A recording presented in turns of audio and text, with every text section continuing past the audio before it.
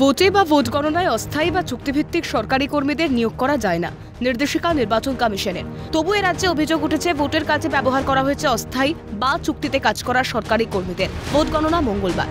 অভিযোগ উঠেছে সরকারি কর্মীর ছদ্মে ভোট গণনা কেন্দ্রে বেসরকারি সংস্থা আইপ্যাকের কর্মীদের রাখার ছক করেছে শাসক দল তৃণমূল। উঠছে অস্থায়ী ও চুক্তিভিত্তিক কর্মীদের গণনার কাজে ব্যবহার করার অভিযোগ। চাকরি বাঁচাতে অস্থায়ী কিংবা চুক্তিভিত্তিক কর্মীদের চলতে হয় শাসকের অঙ্গুলি হেলনে, ফলে তাঁদের রাখা হয় না ভোটের কোনো কাজে। হাইকোর্টে নির্বাচন কমিশন জানিয়েছে একজন অস্থায়ী কর্মীকেও গণনা কেন্দ্রে রাখা হবে না। আদালত নির্দেশিকা মেনে চলতে বলেছে নির্বাচন কমিশনকে। কিন্তু এ রাজ্যের প্রশাসনের উপর ভরসা নেই বিরোধীদের। তারা অভিযোগ জানাচ্ছেন হাতে নথি নিয়ে। ক্যাজুয়াল স্টাফ, নন পার্মানেন্ট স্টাফকে ভোটে কাজে ব্যবহার করা যায় না, এটা নিষেধ আছে। এরা মানবে না। এখনো আমাদের কাছে লিস্ট এসেছে, আমরা লিস্ট তুলে তুলে দিয়েছি, যেখানে ক্যাজুয়াল,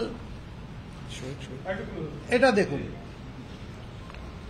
যে যত লাল দাগ আছে এইসব হচ্ছে ক্যাজুয়াল। আর উল্লেখজনক, ওদের ডেজিগনেশনের সামনেও লেখা আছে ক্যাজুয়াল।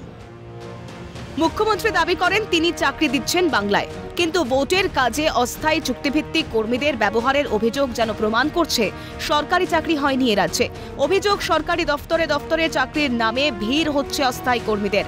এজেন্সির মাধ্যমেও চুক্তির ভিত্তিতে লোক নেওয়া হচ্ছে দফতরে দফতরে। যা নিয়োগ হয়েছে সেখানেও ঝুড়ি ঝুড়ি দুর্নীতির অভিযোগ। ফলে শিক্ষকরাও এবার বাদ ভোট গণনার কাজ থেকে।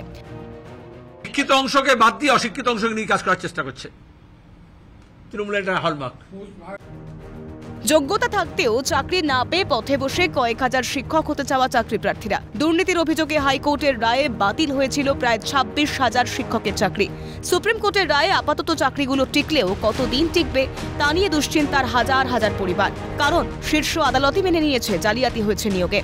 মমতা বন্দ্যোপাধ্যায়ের শাসনকালে ওবিসি তালিকায় নতুন করে অন্তর্ভুক্ত হয়েছিলেন যারা, তাদের শংসাপত্র বাতিল করে দিয়েছে হাইকোর্ট।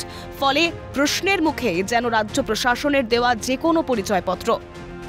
এখানে গভর্নমেন্টের চাকরি ভুয়ো বাতিল হচ্ছে, কাস্ট সার্টিফিকেট, ওবিসি সার্টিফিকেট বাতিল হচ্ছে।